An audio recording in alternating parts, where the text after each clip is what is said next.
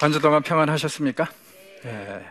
지난번에 이제 드디어 이 이집트에서 한 1년에 거쳐서 이 9개의 재앙이 이어지고 그 다음에 10번째 재앙이 시작할 그런 순간으로 마무리가 되었었습니다.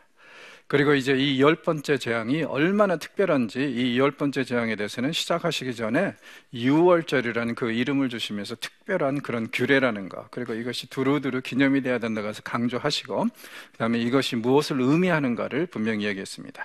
또 심지어는요, 9개의 재앙은 3개의 재앙으로 이루어진 한 사이클이 3번 반복되는 것이라고 그랬고, 이 10번째 재앙은 그것에서 예외, 그래서 굉장히 특별히 취급이 되고, 그리고 이것은 시작하기 전에도 아주 자세하게 설명이 나와 있습니다.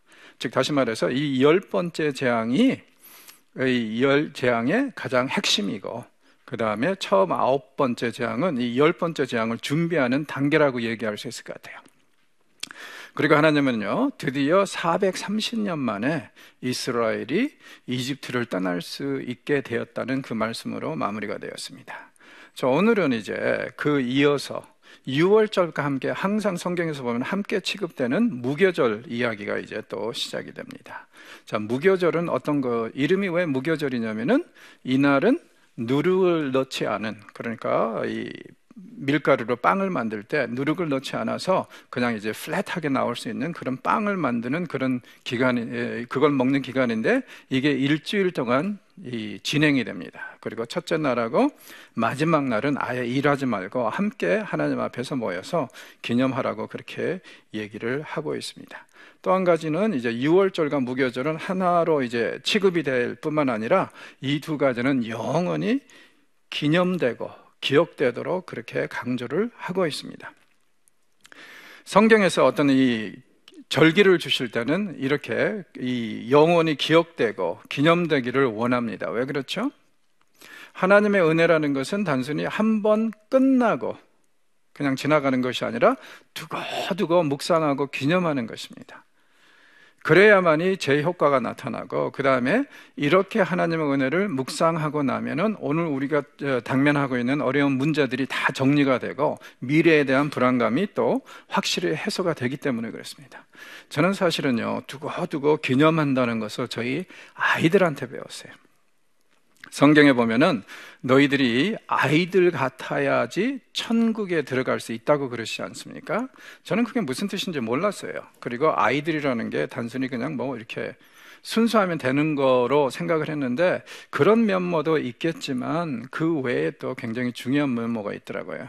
제가 이제 이 박사 공부를 끝나고 한국에 들어왔을 때 97년도 가을부터 이제 제가 지금 몸담고 있는 학교에서 강의를 시작을 했습니다.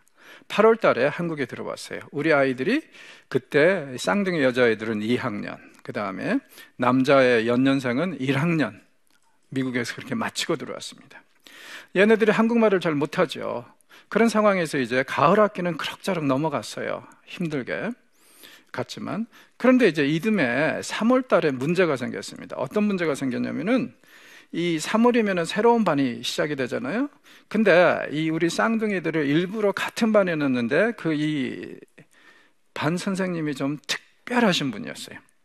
그러자 아이들이 너무너무 힘들어합니다. 그래서 심지어는 엄마도 찾아가기도 하고 뭐 그런 경우들이 있었는데, 이렇게 해서 굉장히 힘들게 1년을 이제 지나가는 과정 속에서 가을 되니까 얘네들이 이듬해 3월이면은 또 반이 갈리고 선생님이 바뀐다는 걸 알아요. 그래서 그때부터 열심히 기도를 시작하더라고요. 뭐냐면은 내년에는 좋은 선생님 달라고. 그렇게 해서 이제 드디어 몇 개월의 기도 끝에 3월 달에 처음으로 학교 갔다 오더니 얼굴이 너무 밝아요, 쌍둥이 애들이. 왜냐면은 정말 하나님께서 좋은 선생님을 주셨다는 거죠. 그래서 이제 그런 부분에 대해서 되게 좋아했는데, 그 다음에 이 아이들이요, 밤마다 이 가정 예배를 드릴 때 하나님 좋은 선생님 주셔서 감사합니다, 이 기도를 거의 한 5, 6개월을 하더라고요. 그래서 저는 뭐 신학자고 목사고, 그래서 앞으로 목사 될 사람들을 양성하기 위해서 한국에 온 사람인데, 우리 아이들의 그런 모습을 보고 제가 많이 회개를 했습니다. 뭐냐면 우리는 얻기 전에는 무지무지하게 열심히 기도하죠. 주시옵소서, 주시옵소서. 그런데 실제로 받고 나면 어때요? 하나님 땡큐 하고 끝내버려요. 그런데 아이들을 보니까요, 두고두고 정말 기념하는 거예요. 감사하다고 계속 감사의 제단을 쌓는 거예요. 그걸 보면서 제가 이게 바로 어린 아이들이 되라는 얘기인가 보다. 아이들은 고맙고 감사한 일을 경험하면 쉽게 잊어버리지 않는 그런 게 있는 것 같습니다. 그래서 성경에서 우리 보고 어린아이같이 되라 하지 않은가 싶습니다. 자, 우리가 하나님의 은혜를 경험하면은 영원히 지켜야 되는 것이고 기념해야 됩니다. 그래서 심지어는 예수님도 최후의 만찬에서 제자들에게 뭐라 그러셨어요? 나를 기념하라. 하나님이 어떤 일을 하셨는지를 두고두고 기념하면서 그렇게 해나가라 그럽니다. 자, 여기 이제 또 43절에 보니까 이방인들은 이 유월절 무교절에 참여할 수 없다고 얘기를 하죠. 다만 어때요? 44절에 보면은 이들이 쉽게 말해서 이스라엘화 됐으면, 개종됐다면은, 그렇다면은 먹을 수 있다. 그렇게 얘기를 합니다. 그러니까 이 유월절 기념식은 분명히 제한이 되어 있는 건 사실입니다. 주의 백성에게. 그러나 이스라엘에게 제한된 것은 아니에요. 누구든지 하나님을 경외하고 누구든지 하나님을 사랑하면은요, 그들도 참여할 수 있었던 그런 예식입니다. 제가 누누이 말씀드리지만은 이스라엘이 정의가 될 때를 보면은 아브라함의 후손이라기보다는 무엇으로 정의가 된다고요? 믿음이 있는가 없는가, 여호와에 대한 경외가 있는가 없는가, 그것으로 정의가 되지 절대로 이 아브라함의 후손이라는 그 혈육 중심적으로 정리가 되는 것은 아닙니다. 그래서 어떻게 보면은요, 구약에서부터 이미 이 이스라엘, 주의 백성이라는 범위는 상당히 넓고 열려 있다고 얘기를 할 수 있을 것 같아요. 문제가 뭐냐면은 세월이 지나면서 이 유태인들이 이걸 너무 좀 강압적으로 제한해버린, 그래서 하나님의 뜻과 상관없이 그 공동체를 만들어간 그런 면모도 분명히 있는 것 같습니다. 그리고 여기서 또 한 가지 강조하는 것은 유월절 양은 어떻다고요? 각 집 단위로 잡지만 절대로 뼈를 꺾지 말라고 그러죠. 왜 그래요? 지금 유월절 양은 단순히 이 사람들이 먹고 기념하는 것이 아닙니다. 나중에 세월이 지나서 신약에 와서 보니까 이 유월절 양이 상징하는 분이 있죠. 바로 예수님이십니다. 그래서 예수님이 십자가에 매달리실 때 이 말씀을 적용해서 뭐라 그래요? 그래서 예수님의 뼈는 꺾지 않았다는 그런 말이 이제 신약에 남아있지 않습니까? 그래서 유월절 짐승뼈는 꺾으면 안 된다는 거. 왜? 이게 단순히 먹고 마시는 일이 아니라 장차 오실 메시아에 대한 그런 약속이고 그분이 하실 일에 대한 하나의 증표이기 때문에 이렇게 말씀을 하고 있습니다. 자, 유월절은 근본적으로 어떤 날이냐면은 이집트의 장자들을 다 죽이신 날이에요. 사실 이스라엘의 장자들도 죽어야 되죠. 그런데 하나님께서 이스라엘의 장자들은 살려주셨어요. 그리고 이스라엘의 짐승들의 장자라고 그럴까요? 첩배도 살려주셨어요. 자, 그러면은 당연히 어떻게 해야 되죠? 그 대가는 치러야 되겠죠. 죽이지 않은 것만도 얼마나 감사한 일입니까? 그렇죠? 그러나 그렇다고 해서 다 공짜는 아니고 이 이스라엘의 첫맞이, 짐승들 중에서도 첫 배는 분명히 하나님께 속한 것이라는 것을 인정을 해야 돼요. 그리고 이제 본문도 그것을 이제 강조를 하고 있고, 그래서 이 경우에 그렇다면은요, 이스라엘의 장자들이나 이스라엘 짐승들의 그 첫 배, 이걸 그냥 죽인다면은 이집트 사람들하고 구별이 안 되지 않습니까? 그래서 이제 여기서 속전이라는 것을 알려주시죠. 남자들 어떻게 하라고요? 장자들 한 명당 5세겔, 은을 얘기를 하죠. 자, 1세겔이 11.5g 정도 된다고 그랬습니다. 그러니까 오늘날로 말하면 별거 아니에요. 다 중요한 건 뭐냐면은 그 당시에 노동자들이 1년 동안 열심히 일해서 벌 수 있는 돈이 보통 한 10세겔 됐습니다. 그러니까 5세겔 하면은 최소한 어때요? 6개월의 봉급입니다. 상당한 그런 양의 돈이에요. 자, 오늘날로 말하면 이게 어느 정도 될까요? 요즘에 뭐 하도 이 연봉이 차이가 나니까. 그러나 대학교 졸업하고 나서 초봉으로 들어가면은 요즘에 한 1년에 2, 3천 받죠, 아마? 그렇게 되면은 지금 이게 이 6개월 봉급이니까 한 1,500만 원? 환율로, 이 오늘날 단위로 생각을 하면요, 이 정도의 가격. 자, 여기는 이제 안 나와 있지만 이 민수기 18장 16절에 그렇게 이제 속전으로 이렇게 드리라고 나와 있습니다. 자, 그러면은 우리가 생각해 볼게. 왜 이렇게 이 하나님께서 우리에게 부담을 주시죠? 주의 백성들에게 구원해 주셨으면은 그냥 구원해 주신 걸로 그냥 잘 해라, 잘 살아라 그러고 하시면 되는데 왜 굳이 5세기를 달라 그래요? 아마 무엇보다도 제가 볼 때는요, 우리가 구원에 대한 감사, 여기에 대한 은혜에 보답하는 그런 표시, 이런 것들이 있어야 될 것이고, 그 다음에 하나님께서 용서하실 때 그 용서를 받은 사람들은 당연히 그것에 대한 어떤 이 반응을 보여야 된다는 얘기겠죠. 심지어는 이것이 재정적인 그런 부담을 준다 할지라도 의무적으로 해야 된다고 얘기를 합니다. 왜? 하나님께서 이렇게 구원을 베푸신 것은 가난한 사람들이나 부자들이나 다 똑같이 경험한 거 아니냐 이거예요. 다 죽어야 될 사람들인데, 그래서 이제 정말 아마 무리가 되지 않으면은 이 액수는 꼭 할 수 있도록 그렇게 했던 것 같습니다. 자, 이 무교절이 진행되는 그 7일 동안 이 사람들은요, 절대로 누룩을 이 집에서 발견할 수 있으면 안 되고요, 그 다음에 또 이 누룩이 들어간 빵을 먹어도 안 되고, 그 다음에 자녀들을 계속 교육시키라고 그럽니다. 이 일에 대해서. 그러니까 이건 단순히 행사가 아니라 가장 중요한 것은 뭐냐면 자손 대대로 가르치는 데 그 목적이 있습니다. 이 부분을 우리가 좀 구약에서 많이 배웠으면 좋겠어요. 많은 경우에 우리는 지금 신앙을 단순히 우리와 하나님의 관계로만 정리를 해버리고 있는데, 사실은 그게 아니라 우리 집안과 하나님의 관계로 정리가 됐으면 좋겠어요. 그래서 이제 추수감사절이나 뭐 이 여러 가지 크리스마스 뭐 이런 종교적인 절기가 올 때마다 그냥 단순히 우리와 하나님의 관계를 기념하는 것이 아니라 우리 집안과 하나님 관계를 기념하면서 자녀들하고도 신앙 대화를 좀 하고, 또 그들에게 이 절기들이 무엇을 의미하는지를 또 가르치는 것도 굉장히 중요할 것 같아요. 왜냐하면 그런 교육이 이루어지지 않으면 신앙은 우리 시대에 끝나버리지 않습니까? 그런데 구약에서 자꾸 하시는 말씀이 뭐예요? 자손 대대로. 그리고 사실 우리가 생각할 때 우리 자녀들을 위해서 우리가 할 수 있는 최고의 축복과 최선이 뭡니까? 그들에게도 하나님의 은총과 보호가 이어질 수 있도록 어떻게든지 노력하는 거 아니겠어요? 그래서 우리가 죽고 난 다음에도 하나님께서 그들을 보살펴 주실 수 있다면 우리가 살아있어서 그들을 보살피는 것보다 훨씬 더 효과적으로 하나님께서 보호해 주실 거 아닙니까? 그래서 이 성경에서 보면, 특히 구약에서는 자꾸 자손들에게 가르치라 하는 겁니다.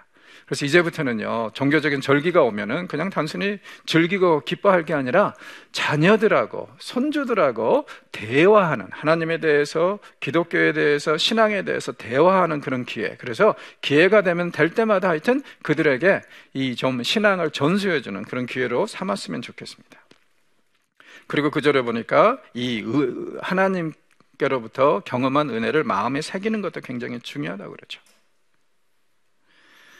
한 번 은혜를 경험하고 잊어버리는 것이 아니라 두고두고 마음에 새기는 것, 이건 우리가 해야 될 당연한 의무라고 생각합니다. 자, 그리고 성경에 보면은 굉장히 유명한 7개의 유월절이 나오죠.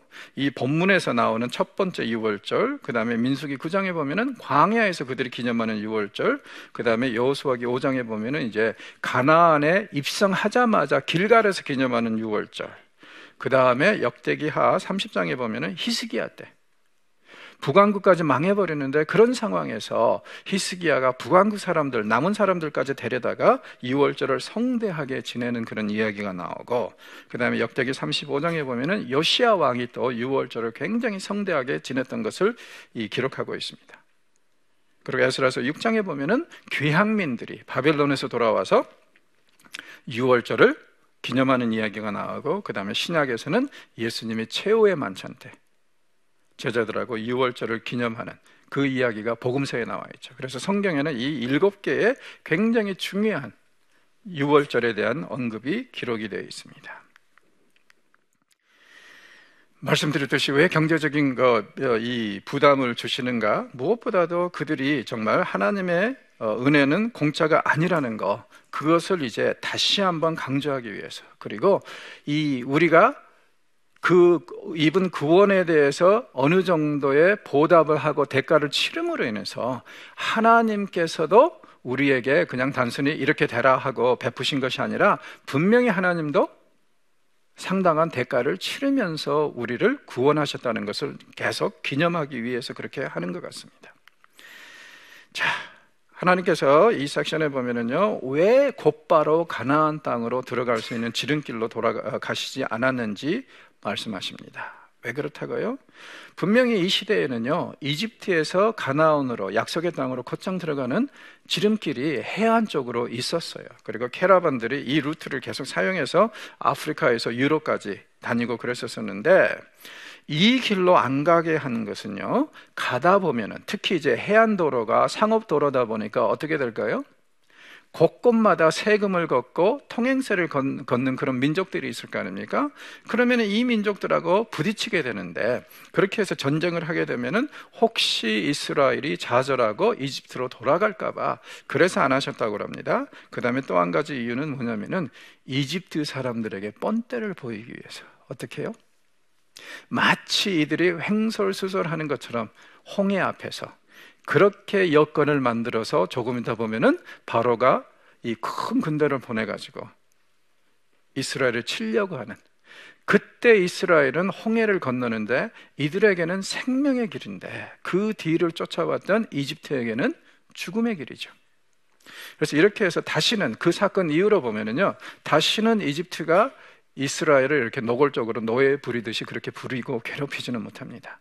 하나님께서 이 아픈 역사, 노예의 역사에 완전히 일단락 정리를 하시려고 지금 이렇게 광야로 가신다고 지금 얘기를 하고 있습니다. 그래서 우리는 이제 최후의 일격을 기대할 수 있을 것 같아요. 자, 또 떠날 때 이들이요, 요셉의 유고를 가지고 나왔다는 말이 있습니다. 그리고 드디어 여호수아기에 보면은 요셉의 유골이 세겜에 안치됨으로 인해서 이 어떻게 보면 요셉의 슬픈 삶이 드디어 정리가 됩니다. 창세기 50장에 보면은 요셉이 그런 유언을 남기고 죽었죠. 언젠가는 여호와께서 너희들을 이 땅에서 약속의 땅으로 데리고 가실 텐데 그때 제발 내 뼈를 가지고 가라. 그런 유언을 남겼어요. 이것은 요셉이 하나님의 역사, 분명히 이스라엘을 다시 가나안으로 데리고 가시겠다는 그 역사를 믿는 신앙의 고백이기도 하지만은요, 제가 볼 때는 참 어떻게 보면 이 세상에서 가장 외롭고 슬프게 살았던 사람의 아우성이고 탄식이라는 거예요. 왜? 요셉은 사실 하나님께 귀하게 쓰임을 받았지만 형제들에게 환영받지 못했고, 그리고 그는요, 아버지가 돌아가신 다음에도 형제들에게 형제로 받아들여지기보다는 어떻게 됐어요? 두려운 존재로 항상 받아들여졌죠. 그래서 아무리 요셉이 노력을 한다고 해도 형제들은 그를 인정하지 않습니다. 형제로. 그래서 그는 너무너무 외로운 삶을 살다가 마지막에 이런 유언을 남긴 거예요.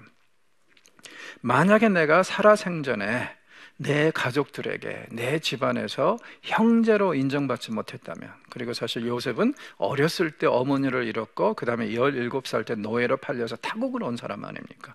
그리고 평생 여기서 산 사람이에요. 그래서 이 유언을 남기는 이유 중에 하나는 뭐냐면은 내가 살아생전에 이 집안에서 형제로 인정받지 못하고 가족으로 인정받지 못했다면은 죽어서라도 내가 우리 조상들에게 약속된 그 약속의 땅에 묻힘으로 인해서 내가 이 집안 사람이라는 것을 인정받고 싶다. 이런 아주 굉장한 울부짖음이라고 생각하시면 좋을 것 같습니다. 자, 그래서 이제 다른 이 야곱의 아들 12아들들 중에서 다른 사람들은 가나안의 약속의 땅에 묻혔다는 얘기가 성경에 그 어디에도 없어요. 유일하게 그 12아들들 중에서 가나안에 묻히게 된 사람은 요셉입니다. 아마 이건 제가 볼 때는 하나님께서 요셉을 달래고 위로하시기 위한 그런 하나의 조치가 아닌가 싶습니다. 그래서 그 유고를 가지고 드디어 이들이 그것을 떠난다는 얘기입니다. 그리고 22절에 보십시오. 하나님이 이스라엘을요, 그냥 단순히 해방시키고 자 이제 가라 이렇게 하시지 않습니다. 길을 인도하십니다. 낮에는 구름 기둥, 밤에는 불 기둥. 자, 이게 뭐죠? 오늘날로 말하면은 냉난방 시설입니다. 왜냐면은 이 광야의 대낮은 엄청나게 덥거든요. 특히 여름에는요 40도가 훨씬 넘고, 그러니까 머리에다가 계란 하나 올려놓으면 그냥 익을 거예요. 그 정도로 뜨겁기 때문에 구름이 꼭 필요합니다. 그렇지 않으면 사람들이 다 지칠 수밖에 없어요. 밤에는 또 사막의 특징이 뭐예요? 광야의 특징이 구름이 없다 보니까 무지하게 급속도로 온도가, 기온이 떨어집니다. 그래서 이제 밤에는 따뜻한 난방시설이 필요한 거예요. 낮에는 냉방시설이 필요하고, 그리고 아시다시피 아주 건조한 날씨에서는요 아무리 온도가 높아도 그늘 밑에만 들어가면 시원하죠. 그런 효과를 발휘하면서 동시에 이스라엘이 갈 바를 알려주시는 것이, 그러니까 하나님이 항상 이스라엘을 앞서가시죠. 그래서 앞서가시는 그 하나님의 이 현현이 이렇게 구름과 불로 표현이 되고 있다, 그렇게 생각을 하시면 되고요. 이거는 이제 광야 생활 40년 동안 항상 하나님께서 함께 하시는 증거가 됩니다. 그리고 이스라엘이 드디어 요단강을 건너서 가나안에 들어갔을 때는 더 이상 이런 현상이 없었겠죠. 자, 그러면은 그때는 하나님이 더 이상 이스라엘을 인도하시지 않는다는 겁니까? 아니죠. 광야에서 만나를 먹다가 드디어 가나안에 들어가서는 그 땅의 소산을 먹은 거. 그런데 그 땅의 소산을 또 누가 주신 거예요? 하나님이 주신 거죠. 그러니까 하나님이 인도하시고 베풀시고 보호하시는 방법이 바뀌었다는 것뿐이지 더 이상 하나님이 역사하지 않는다는 의미는 아닙니다. 그러니까 우리가 꼭 이렇게 현상적인 거, 기적만 바랄 것은 아니라고 저는 생각을 해요. 왜? 어떻게 보면 가장 은밀한 곳에서 하나님께서는 우리를 조용히 한순간 한순간 인도하시는 그것을 즐기시는 그런 분위기 때문에 그렇습니다. 자, 이스라엘이 이 구름 기둥을 따라서 이제 쑥 지나가는데 바다와 믹돌 사이에 바하히롯이라는 곳, 곧 바알스본 맞은편 바닷가에 장막을 쳤다고 그러죠. 이게 이제 어디냐면은 이 바하히롯이라는 것이요, 다른 언어 아카디아어에서 왔는데 수로 혹은 운하의 시작이라는 뜻입니다. 그럼 이건 뭐냐면은 쉽게 말해서 오늘날의 수에즈 운하의 바탕이 된 어떤 수로 옆에다가 진을 쳤다는 얘기예요. 그리고 이제 중요한 것이 뭐냐면 바로 그 다음 순간에 이스라엘 백성들이 이렇게 거기에 진을 쳤다는 얘기가 바로에게 들어가요. 물론 이제 바로에게 들어갔겠죠. 그렇죠? 자, 바로가 이 얘기를 듣자마자 마음이 슬쩍 변합니다. 왜냐하면 이 사람이 아마 이 10번째 제약을 당하면서 너무 두려우니까 빨리 나가라고 했지만은요, 그게 사실 그렇지 않습니까? 일단 일이 진행이 되고 나면 좀 시간이 지나면 어때요? 항상 본전 생각이 나죠. 그래서 그동안에 수백 년 동안에 이 노예를 너무 잘 부려먹었는데 이 200만 명이 빠져나가니까 지금 이집트의 경제가 흔들리게 돼 있단 말이에요. 그래서 딴 마음을 품게 합니다. 그러니까 이 사람들이 왜 수로 옆에다가 진을 치게 되었는가? 다 간단한 이유 뭐예요? 바로로 하여금 유혹을 받아서 군대를 보내게 하기 위해서. 그렇죠. 그래서 이제 하나님께서 정말 말 그대로 결정적으로 그들을 타격하기 위해서 이런 일을 하신 거라고 생각을 하시면 됩니다. 자, 드디어 이제 이스라엘이 홍해를 건너게 돼요. 자, 홍해를 건너는 순간에부터 우리는 또 엄청난 기적을 경험하게 될 것입니다. 물론 이미 이집트 안에서도 지난 1년 동안 10개의 재앙을 통해서 하나님의 기적을 경험했습니다. 그러나 그건 어떻게 보면 이집트를 치는 기적이었죠. 이스라엘에게는 어떻게 보면 간접적인 기적이었다는 거죠. 옆에서 지켜보는 기적. 이제 홍해를 건너므로 인해서 이 사람들은요, 다른 유형의 기적들을 경험하게 될 것입니다. 어떤 유형의 기적이냐면은 그들을 직접 먹이고 살려야만이 이들이 생존할 수 있는 것이 광야거든요. 그렇다 보니까 이 하나님의 기적이 그들의 삶에 직접적으로 연관이 되는 그런 시기를 앞으로 1년 동안, 그리고 나서 또 이스라엘이 범죄함으로 인해서 더해가지고 한 거의 40년 동안을 광야에서 살게 되는데, 이때 무수한 기적이 일어나요. 왜냐하면 기적이 일어나지 않으면 사람들이 다 죽어나갈 수밖에 없는 것이 이 광야의 상황이거든요. 자, 그런데 이 홍해를 건너는 것은 또 하나의 상징성을 가지고 있습니다. 이 홍해를 건너면 이스라엘은 이제는 노예의 땅을 완전히 벗어나게 됩니다. 그러나 나중에 이들이 약속의 땅으로 들어가려면 또 하나의 강을 건너야 돼요. 물을 건너야 돼요. 어디죠? 요단강. 물론 가데스 바네아에서 사고만 안 쳤으면은요, 곧장 그리 올라갔을 수도 있었는데, 거기서 사고를 친 것 때문에 40년을 돌아서 요단강을 건너게 되는데, 자, 안타까운 것은 그렇다면 뭐냐면은요, 이번에 홍해를 건넌 것으로 곧장 가데스 바네아를 통해서 약속의 땅에 들어갈 수 있었는데, 하나님을 불순종함으로 인해서 38년을 더 돌아서 다시 이스라엘은 모압 평지 앞에 모여서 요단강을 건널 준비를 하게 된다는 것. 그게 참 안타까운 그런 상황입니다.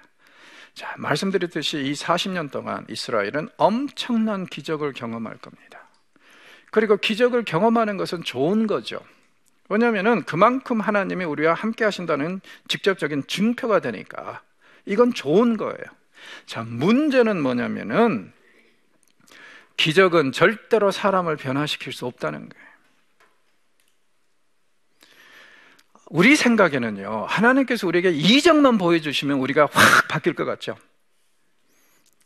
이런 부분에 대해서 저는 항상 하는 얘기가 전문적인 용어로 이겁니다. 깨몽. 꿈 깨십시오. 그런 일은 없을 겁니다. 왜요? 성경에 잘 보십시오. 기적은요, 사람들의 관심을 끄는 데는 굉장히 효과적입니다. 그러나 사람들을 변화시키지는 못하는 게 기적이에요. 성경에 보면은 기적이 뭉치로 일어날 때가 3번 있죠. 지금 이 출애굽 시대입니다. 출애굽 때 40년 동안 얼마나 많은 기적이 일어났습니까? 그렇죠? 그리고 특별히 처음 1년 동안 이집트에서 1년, 그 다음에 시내산 밑에서 1년, 이 2년 동안 이스라엘은 엄청난 기적, 시내산 앞에 가서도요, 하나님이 기적을 베풀어 주시지 않으면 마실 수도 없고 먹을 수도 없고 살 수도 없어요. 매일같이 그런 기적을 경험한 사람들이 가데스 바네아에 가자마자 사고치잖아요. 하나님은 불신합니다. 하나님이 좋은 걸 주시려고 그러는 거 아니라 우리를 다 죽이시려고 이렇게 이 길로 인도했다, 탄식을 합니다. 만약에 기적이 사람을 변화시켰다면 설마 그런 일이 거기서 일어나지는 않았겠죠. 그 다음에 이스라엘 역사에 보면은 엘리야, 엘리사 시대 때 또 기적이 뭉치로 일어납니다. 이때 이스라엘을 완전히 젖먹는 환상의 커플이 있었죠. 아합과 이세벨. 아주 우유부단한 남편과 악하고 강한 아내가 나라를 완전히 말아먹습니다. 어느 정도로 말아먹어요? 그 전에도 이스라엘은 분명히 바알을 숭배하고 아스라를 숭배한 적은 있어요. 그러나 이것은 개인적인 차원에서 이루어졌는데, 이세벨이 시돈의 공주였는데 시집 오면서요, 무엇을 가지고 왔냐면은 바알과 아스라 정교를 국교화시키는 그런 정책을 가지고 왔어요. 그래서 이스라엘의 공식적인 나라 종교가 바알 종교가 되고 아스라 종교가 되는 거예요. 이래서 이제 오바다라는 정치인이, 특히 또 이제 이세벨이요, 이 여호와 종교에 속한 제사장이나 선지자들을 자꾸 잡아 죽이니까 이 오바다라는 정치인이 두 굴에다가 선지자들 50명을 숨겨놓고, 50명씩 숨겨놓고 비밀리 이들을 후원하는 이야기가 나옵니다. 하나님은요, 어떻게든지 이스라엘의 마음을 휘어잡으려고 이때 엄청난 기적을 베푸셨어요. 그래서 엘리야와 엘리사가 와가지고요, 정말 상상을 초월하는 기적. 기도한다고 해서 강에 가라앉았던 그 도끼가 뜨질 않나. 기도하니까는 또 어때요? 쓴물, 사람을 죽이는 동물 혹은 이 쓴물의 이 우물이 완전히 그냥 생수로 변하고요. 심지어는 엘리야, 엘리사가 뭐까지 하냐면 죽은 사람까지 살려요. 그래서 이 이후로 이스라엘은 하나의 전승이 생깁니다. 어떤 전승이냐면은 메시아가 이 땅에 오시면은 죽은 사람을 살리는 것, 이것은 별로 중요하지 않고 기머거리가 듣고 소경이 보게 하는 그런 징조를 보이실 것이다. 왜?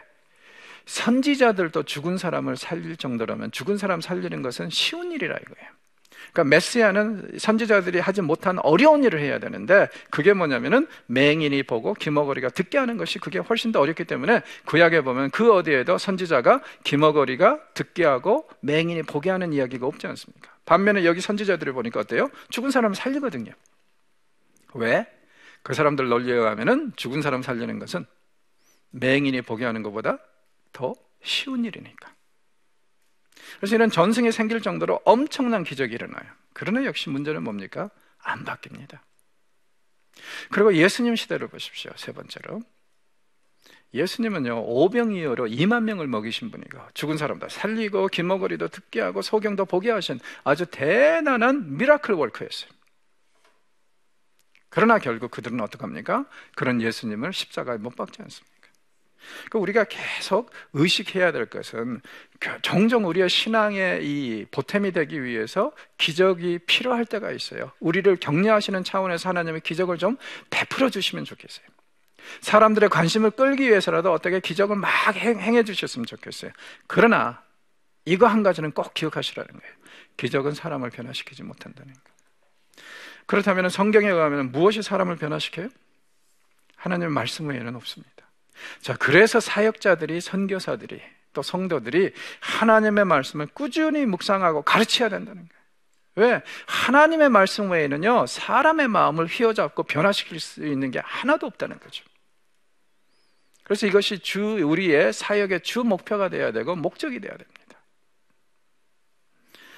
앞으로 우리는요, 광야 생활을 하는 이스라엘의 삶에서 엄청난 기적을 경험할 겁니다. 그러나 이것을 꼭 마음에 드십시오. 그들은 변하지 않을 것이다. 끝까지 악할 것이다. 자, 그 다음에 이제 이 홍해를 건너므로 인해서 이스라엘이 드디어 노예에서 해방이 되는 그런 역사적인 이정표를 갖게 되는데, 이게 끝이 아니라는 것을 기억하십시오. 사실은요, 시내산에서 1년 머물면서 이 백성들이 율법을 받는데, 이게 왜 중요하냐면요, 이 율법을 통해서, 그리고 시내산에서 맺어진 그 하나님과의 언약을 통해서 이들이 하나님의 백성으로 태어나게 되거든요. 그러면 이제 잘 생각을 해보십시오. 하나님께서 이집트에서 1년 동안이나 기적을 베푸시면서 이 백성을 광야로 인도하시고 시내산으로 이끌어 가신 데는 분명히 이유가 있습니다. 목적이 있어요. 뭐죠?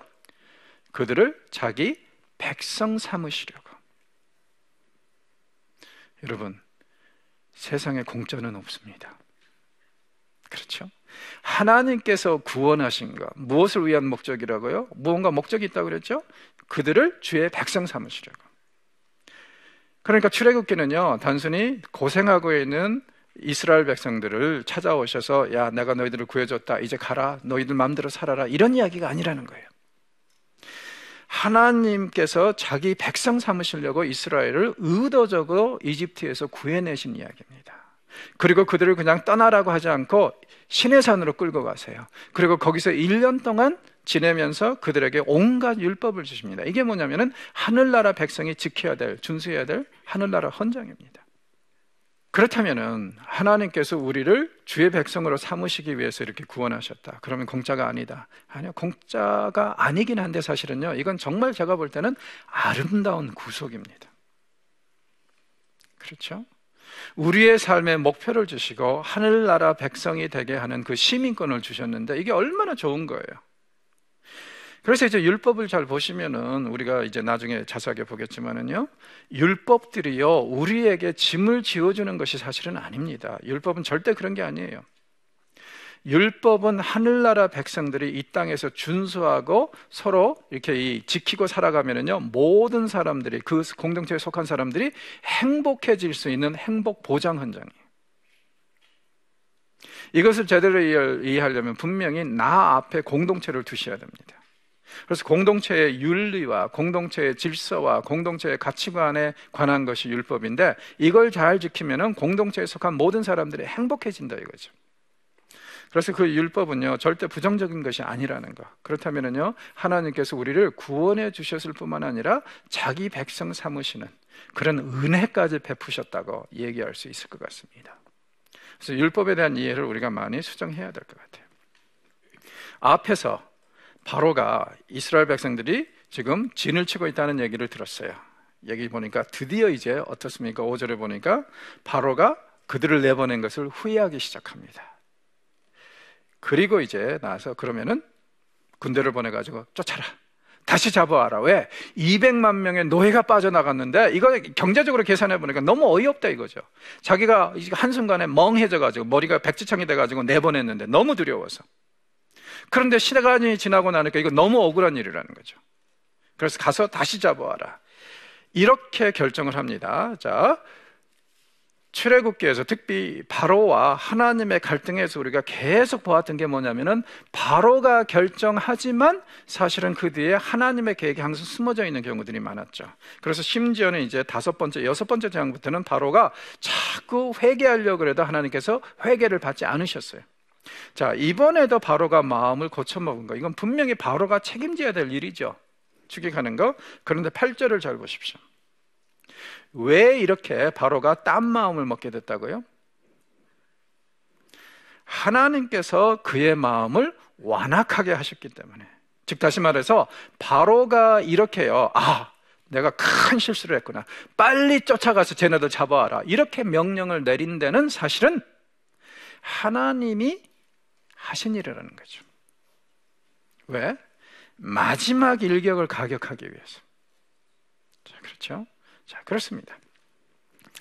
자, 드디어 이제 애굽 사람들이요, 이 마병들을 끌고 병거들을 몰고 쫓아옵니다. 수에즈 운하 근처라고 그랬었죠? 자, 거기에 이제 와 있는데 가까이 오니까 백성들이 난리가 났어요. 당연하죠. 앞에는 홍해고 뒤에는 이스라엘, 이집트의 최고의 정예부대라고 할 수 있는 마병들이 병거를 몰고 오는데 이게 얼마나 두려워요. 게다가 이 병거를 또 몰고 온다는 것은요, 그 말들이 끈다는 얘기인데 원래 고대 군동에서는 말들이 가장 두려운 전쟁 무기였거든요. 이런 것들이 수백만 마리가 쳐들어오니까 얼마나 두렵겠어요. 이스라엘 백성들이 뭐라 그럽니까? 11절 보십시오. 이 사람들 그러니까 1년 동안 기적을 경험했지만 아직도 하나님을 믿지 못하고 모세를 믿지 못해요. 애굽에 매장지가 없어서 당신들이 우리를 이끌어내어 이 광야에서 죽게 하느냐. 여러분, 이게 인간이에요. 그동안에 경험한 은혜, 그동안에 경험한 온갖 기적들 아무 소용없습니다. 위기에 처하면 그저 자기 죽는다고 자기 중심적으로 생각을 하다 보니까 이런 소리 나오는 겁니다. 이게 인간이에요. 자, 그래서 우리가 매일 우리 자신들을 되돌아봐야 되고 매일 우리가 우리 자신을 죽여야 된다는 거죠. 자기 부인이 끊임없이 있어야 돼요. 왜냐하면 우리들의 가치관은 절대로 하나님께서 내려주신 그 은혜만으로는, 그 기적으로만은 바뀌질 않습니다. 그렇죠? 그래서 막 이렇게 야단을 쳐요. 자, 이 이야기에서 굉장히 중요한 게 변화된 모세의 모습입니다.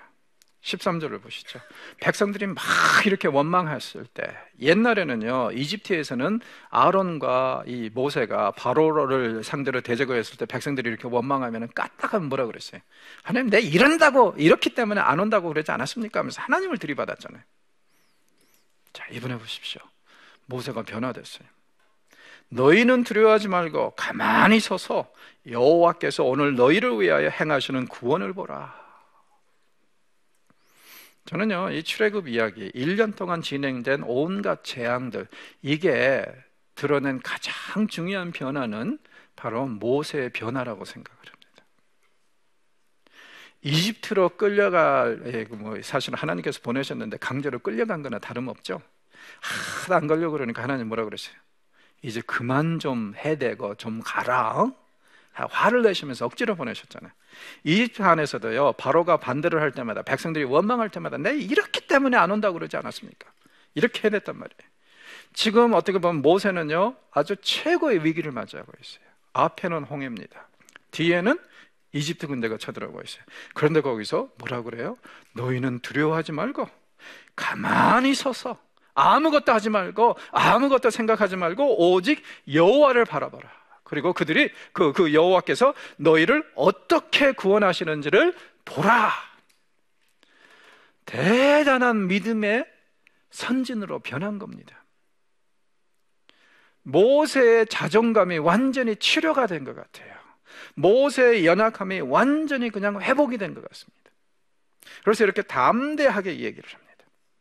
그래서 하나님께서 너희들을 위해서 싸우실 것이니까 너희들은 전혀 걱정하지 마라. 그러면서 이 13절에서 14절을 보면은요, 하나님의 성품을 모세는 5가지로 얘기를 합니다. 두려움을 몰아내고 두려워하는 자를 품으시는 분이시다. 둘째, 하나님은 위기에서 구원하시는 분이시다. 셋째, 하나님은 믿고 신뢰하기를 기대하시는 분이시다. 그러니까 우리가 하나님께 신앙을 보여주기를 원하신다 이거죠. 넷째, 하나님은 위험을 제거하시는 분이시다.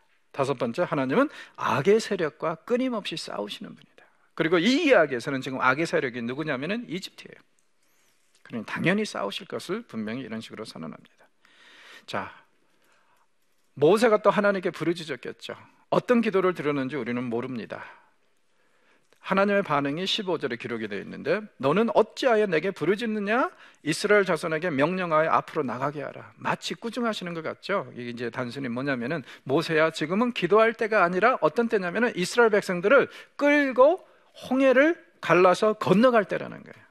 그러니까 성경은 종종 이런 식으로요 얘기할 때가 있어요. 지금은 기도할 때가 아니라 일할 때다. 여호수아에게도 보면 여호수아가 사람들을 보내서 아이성을 정복하게 했어요. 그런데 실패하고 돌아오니까 그걸 가지고 하루 종일 장로들하고 탄식하면서 하나님 앞에 기도합니다. 그때 하나님이 답답해서 여호수아에게 뭐라 그래요? 네가 어찌하여 지금 이게 기도하고 있느냐?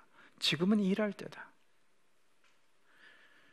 그러니까 우리가 일할 때와 기도할 때를 구별하는 것도 지혜입니다. 모세에 지금 하시는 말씀이 뭐예요? 지금은 네가 바다를 가를 때다. 그렇죠? 그러면서 하시는 말씀이 구체적으로, 자, 자손들을 이끌고 앞으로 나아가서 지팡이를 들고 손을 바다 위에 내밀어 그것이 갈라지게 하라. 그래서 이렇게 쫙 이렇게 십계명에 보면 이러잖아요. 지팡이 가지고. 그러니까 어떻게 되죠? 바다가 쫙 갈라져요. 모세의 믿음도 여기서 필요합니다. 왜냐하면요, 사람들에게 따라오라고, 지금부터 하나님이 하시는 일을 보라고 그래가지고 바다 앞에 다 기다리고 있는데 거기서 쫙 손을 내밀었는데 안 갈라지면 어떡하죠? 네.